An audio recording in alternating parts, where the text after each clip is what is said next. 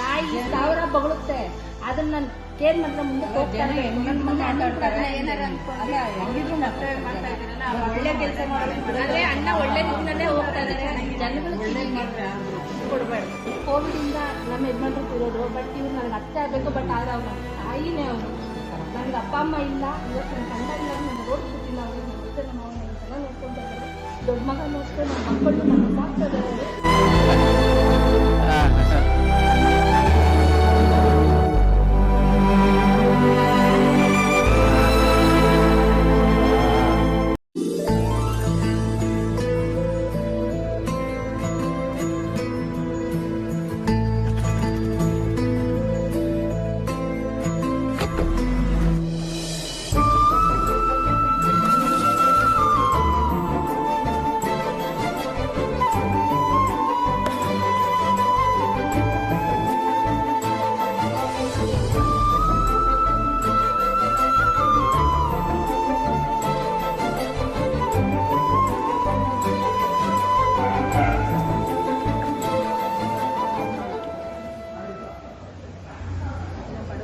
ಸೇವೆ ಇದೆ. ನೀವು ಕೋಟಿ ಕೊಟ್ಟರು ದೇವರೇ ನನಗೆ ಖುಷಿ ಆಗಿಲ್ಲ ಇದ್ರ ಮುಂದೆ. ಅದಕ್ಕೆ ಫಸ್ಟ್ ನಾನು ಯಾವಾಗಲೂ ಎಲ್ಲರ ಗಂಡ ಹೆಂಡತಿ ಇಷ್ಟು ಕಷ್ಟಪಟ್ಟು ಮಾಡ್ತಾ ಇದ್ದೀರಾ. 4 ಜನ ನಾವು ಕೇಳೋದಿಷ್ಟೇ, ಇದೊಂದು ಸಿಕ್ಕಿದ್ರೆ ನಾನು ಕೋಟಿ ಸಿಕ್ಕಂಗೆ. ಅಮ್ಮನಿಗೆ ಹೇಳ್ಕೊಡ್ತೀನಿ. ಈಗ ಅದನ್ನು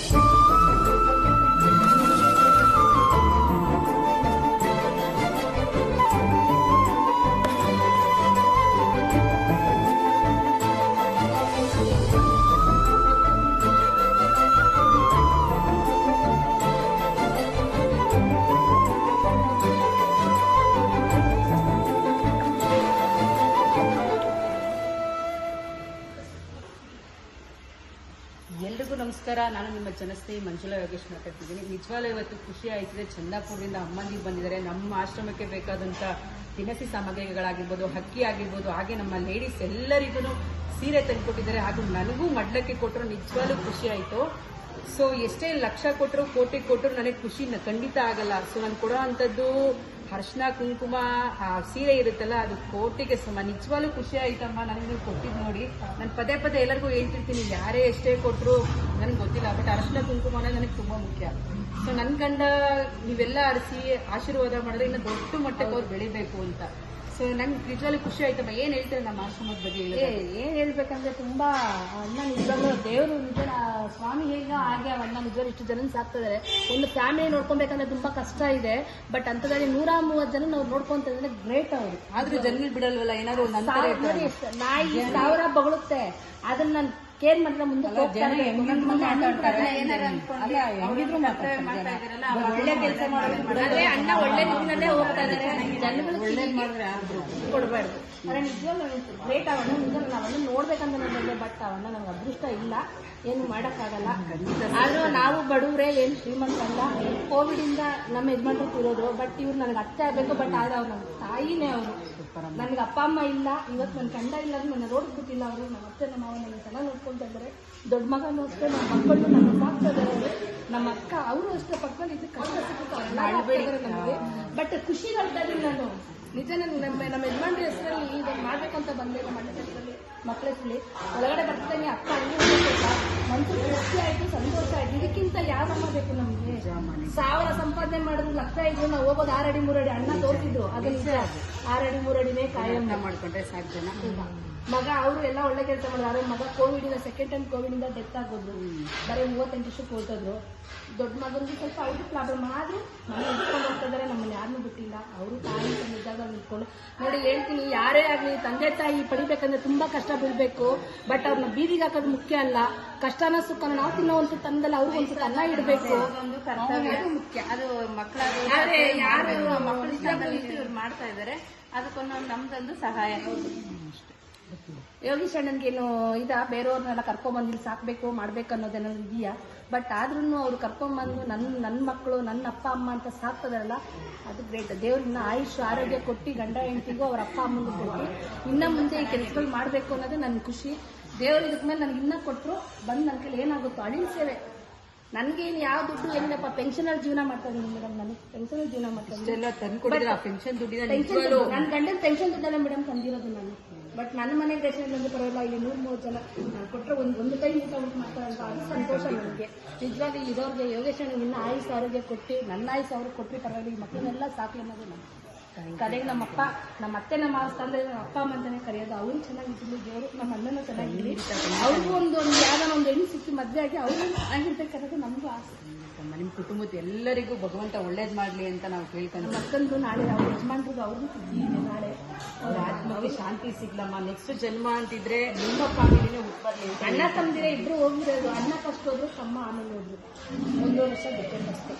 ಕೋವಿಡ್ ಸೆಕೆಂಡ್ ಟೈಮ್ ಕೋವಿಡ್ ಬಂದು ಬ್ಲಾಕ್ ಮಿಸ್ ಆಗಿ 15-16 ಲಕ್ಷ ಖರ್ಚು ಮಾಡಿದ್ವಿ. ದುಡ್ಡು ಹೋಯ್ತು. ಮನುಷ್ಯನ ದೇವರಂತ ಮನುಷ್ಯ, ಒಂದು 20 ಸಾವಿರ ಇರುವಂಥ ಮನುಷ್ಯ. ಎಲ್ಲರಿಗೂ ಪರೀಕ್ಷೆ ಜಾಸ್ತಿ. ಇವತ್ತು ನಾನು ಈ ಕೆಲಸ ಮಾಡೋದಕ್ಕೆ ಅದೆಲ್ಲೋ ನಮ್ಮ ಯಜಮಾನ್ರು ಒಂದು ಖಂಡಿತ ನಿಜ. ಎಲ್ಲೋ ಒಂದ್ ಕಡೆ ನೋಡಿರ್ತಾರೆ, ಒಂದ್ ಒಳ್ಳೆ ಕೆಲಸ ಮಾಡ್ತಿದ್ರೆ ನಾನು ಇದೀನಿ ಏನೋ ಭರವಸೆ ಇರ್ತಲ್ಲ. 4 ಗಂಟೆ ವಿಡಿಯೋ ನೋಡಿದ್ದೀನಿ ಮೇಡಮ್. ಇವತ್ತು ನೈಟ್ 4 ಗಂಟೆಗೆ ಬರೋ ಖುಷಿನಲ್ಲಿ ಅವ್ರು ಎಲ್ಲೆಲ್ಲ ಹೋಗೋ ಎಲ್ಲ ಇವತ್ತು ಹೋಗ್ಲೇಬೇಕು ಅಂತ ಹೇಳ್ಬಿಟ್ಟು ಕರ್ಕೊಬಂದವ್ರು.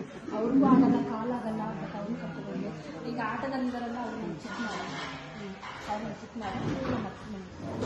ಅಮ್ಮ ಅಂತಾನೆ ಕರೆಯೋದು. ಖುಷಿ ಆಯ್ತು ನೋಡಿ. ನನ್ನಂತವಳೇನೆ ಅತ್ತೆ ಮಾವನ ಅಪ್ಪ ಅಮ್ಮ ಅಂತ ನಾನು ಇರ್ಬೇಕಾದ್ರೆ ಬೇರೆಯವ್ರಿಗೆ ನೋಡಿ ಇಷ್ಟು ಜನ ತಂದು ಹಾಕಿದಾರಲ್ಲ, ಅದು ಈ ಥರ ಮಾಡಬೇಡ್ದು ಯಾರ್ಯಾರು.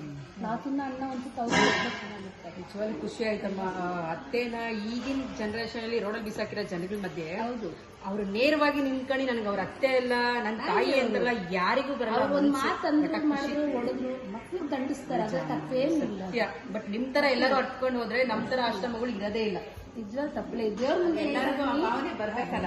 ಎಲ್ಲರಿಗೂ ಅವ್ರ 1000 ಅಂದ್ರು ನಾನು ಅವ್ರ ಕಾಣಿರ್ತೀನಿ ಅಂತ ಮನೆ ಬಿಟ್ಟೆಲ್ಲ ಹೋಗೋದಿಲ್ಲ. ನಾನು ಯಾರು ಇರ್ಬೋದು. ನನಗೆ ಅಪ್ಪ ಅಮ್ಮ 3 ಜನ ಅಣ್ಣಿದ್ರೆ ಏನಕ್ಕೂ ಲೆಕ್ಕಕ್ಕಿಲ್ಲ ಮೇಡಮ್. ಇವತ್ತು ನೋಡ್ಕೊಂತ ಇರೋದು ಅವ್ರು ಯಾರು ಬಂದು ನಾನು ನೋಡ್ಕೊಂತಾರೆ ಕೇಳಿ ಸಾಕ್ಷಿಗೆ ಅವರೇ ಇರೋದು. ಖುಷಿ ನಮ್ಮ ಅತ್ತೆ ಅಮ್ಮ ನಿಮ್ಗೂ ಅಷ್ಟೇ ನನ್ನ ಮೆಚ್ಚುಗೋಗಿರ್ತಲ್ಲ. ನಿಜವಾಗಿ ಇವತ್ತು ನಿಮ್ಮ ಮಕ್ಳಿಗೋಸ್ಕರ ನೀವು ಮಾಡ್ತಾರೆ. ನಿಮ್ಮ ತಾಯಿನೇ ಅಮ್ಮ, ನಮ್ಗೆ ಯಾವತ್ತಿಗೂ ನಿಮ್ಮ ತಾಯಿ. ಅವ್ರಿಗೂ ಹೆಣ್ಮಕ್ಳು ಇಲ್ಲ, ಹೆಣ್ಮಕ್ಳು ನಾನೇ ಹೆಣ್ಮಗು, ಅವ್ರು ನಾನೇ ಮಗಳು. ನನ್ನ ಮಕ್ಕಳು ಪ್ರಾಣಿ ಅಷ್ಟೇ ಕೇಳಿದ್ರೆ ನಿಜವಾಗ್ಲೂ ಖುಷಿ ಆಯ್ತು ಅವ್ರ ಮಾತು ಕೇಳಿ. ಆದಷ್ಟು ಇಂಥ ವಿಡಿಯೋಗಳನ್ನ ಶೇರ್ ಮಾಡಿ ನಿಮ್ಮ ಕೈಲಾದಂಥ ಸಪೋರ್ಟ್ ಸಹಾಯ ಮಾಡಿ ಜನಸ್ನೇಹ ಆಶ್ರಮಕ್ಕೆ ಅಂತ ಕೇಳ್ಕೊಳ್ತೀನಿ. Thank you so much.